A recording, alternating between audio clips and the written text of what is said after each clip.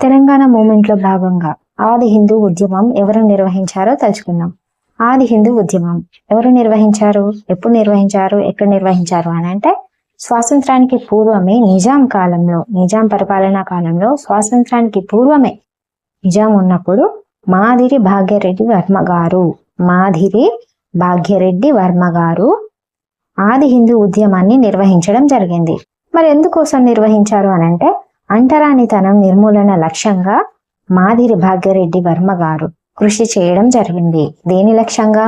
అంటరానితనం నిర్మూలన లక్ష్యంగా కృషి చేయడం జరిగింది. మాదిరి భాగ్యరెడ్డి వర్మ ఇతను మరి హైదరాబాద్ నగర నివాసి. అలాగే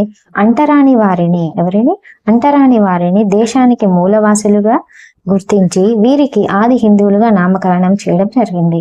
ఏమని? ఆది హిందువులుగా నామకరణం చేయడం జరిగింది.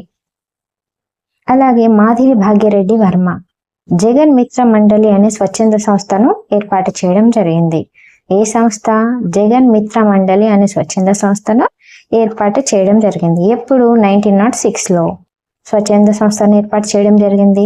అయితే ఇందులో ఎవరైతే మద్యానికి సిగరెట్లకు బానిసలుగా ఉంటారో వీరికి సభ్యత్వం నిరాకరించడం జరిగింది.